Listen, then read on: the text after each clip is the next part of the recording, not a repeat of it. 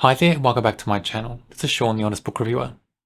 This video is celebrating book covers. It's my favourite book covers for books I read in the months of July, August and September. So every 3 months on my channel, I have a best covers video. And then at the end of the year, I have a final where I pick my favourite covers for the whole year for books I read during the year and pick my third, second and first favourite as well. So let's dive in now to my favourite covers for books I've read in July, August and September. The first is Gwendy's Button Box, written by Stephen King and Richard Schismer. I really enjoy the structure of this cover. The picture is so well done. I like how different things are incorporated in that image of a man with a hat. Really enjoy that, like the staircase going up as his arm to his shoulder and the image of the house in his torso. And I just like the way that's done. I like the colours. I like that yellow colour as well. I mean, it's not a pure colour, is it? It's like a off-white or some sort of off-cream colour. And that, I think, gives a certain vibe to the book itself, that colour choice.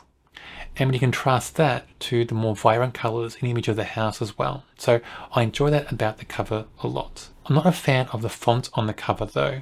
The font, I think, is a poor choice. It does look like a sketch with the font, but I just don't enjoy that. It's not that easy to read really, it doesn't stand out, but the image itself of that man and the things like the staircase and the house image, all that stands out really clearly in the cover. Very cleverly done, and you can tell it's an artwork for this book. You can tell someone's done it specifically for this book as well. Watching You by Lisa Jewell. I like this cover a lot. It seems so simple, but I don't think it is really. I think everything in there is chosen for a reason and positioned for a reason. So we have the 4 windows on a wall of a house. The windows are lit and one window is not covered by the lace curtains. We have that dark wall. We have the greenery, the shrubbery. So immediately you start to think, are you watching for the bushes? Is somebody watching the house from the bushes? Is somebody in that house watching you? You're hiding from them. Are you watching them? Those thoughts go through my mind with this cover. And you tie that into the title, Watching You, and it's very powerful. So well chosen. I think very striking as well. It's such a clear cover. And it feels very simple. And sometimes covers that feel simple are the best in my view because it tells a story very simply and very powerfully. I really like this cover. I like the colour choice. I like those lit windows with that dark contrast of the walls of the house. I like the green of the shrubbery. I like the title as well. I like the whole structure of this cover very much. Home is Where the Bodies Are, written by Geneva Rose. This is such a fun and clever cover in my view, to make the whole thing look like a VHS tape. And if you're too young to know what VHS tapes are, they existed before DVDs.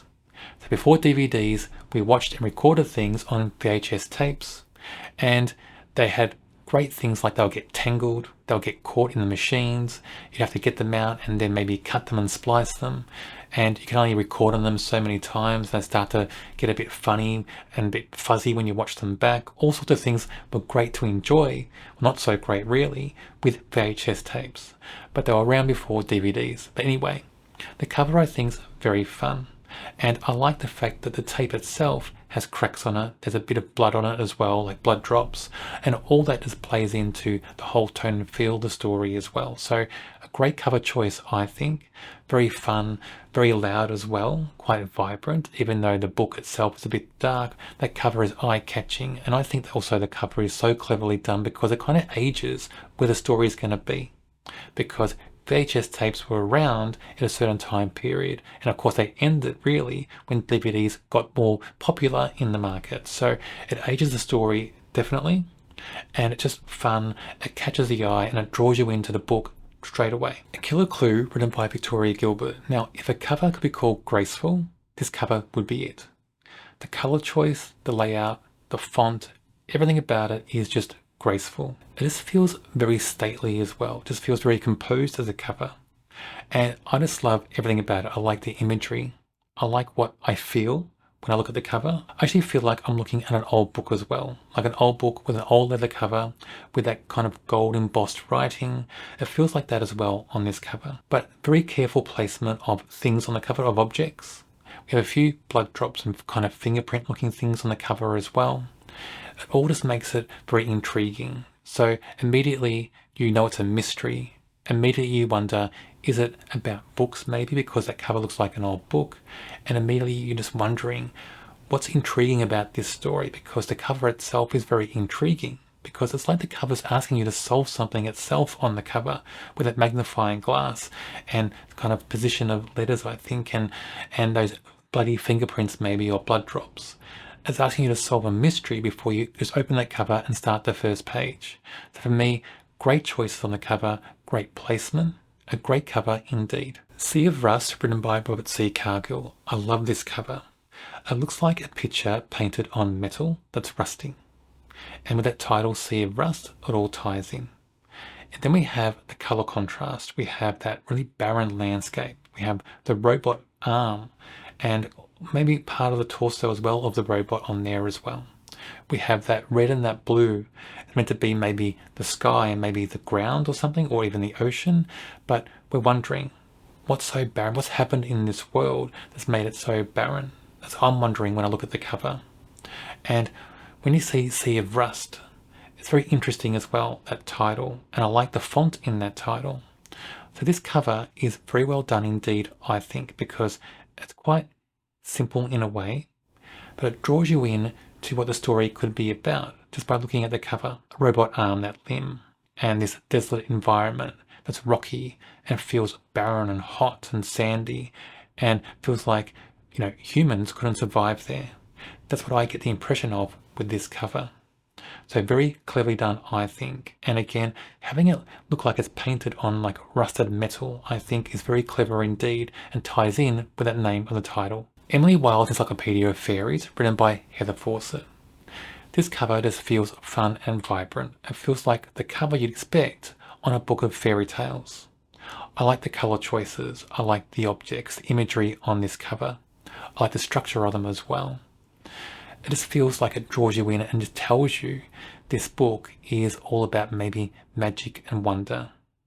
And maybe also has that kind of fairy tale vibe or kind of light-hearted vibe that the book actually does have. So I like everything about it. The color choices, the title, the images, the structure, like I said. Very cleverly done and very eye-catching. And it sells the book for what it is as well. And I think sometimes covers don't do that. I think sometimes covers don't sell the book very well. And a lot of covers, I think, they're just getting images and photos and things from stock libraries and just blending them somehow in an image program and creating a cover. But this cover is designed and created for this book. And because of that, it suits the book and draws you in, and you know as a reader what to expect in the book itself. So very cleverly done, very eye-catching, very vibrant. I love the look and feel of this cover. So there you have my short list of my favorite covers from books I read in July, August and September of this year. I wonder, do you like any of these covers? What's your favorite? What's your favorite cover from this video? Or in July, September and August, what's your favorite cover of a book you've read in those 3 months? Let me know. I do like covers a lot. I do think as readers, we do shop with our eyes a bit. We do judge a book by its cover sometimes. And I know sometimes when I'm going through a library or a bookstore or whatever, if I see an eye-catching cover or something on the cover that really just intrigues me, I'll pick that up and have a closer look. So covers, I think, are very important. They do play a big role in marketing. And I think sometimes a bad cover can really undersell a great book. So cover choice, cover placement, everything about a cover, I think, is super important. On my channel, I review books from all different genres. Check out my channel and subscribe. On the screen now is a link to the video for a book I'm sure you'll enjoy.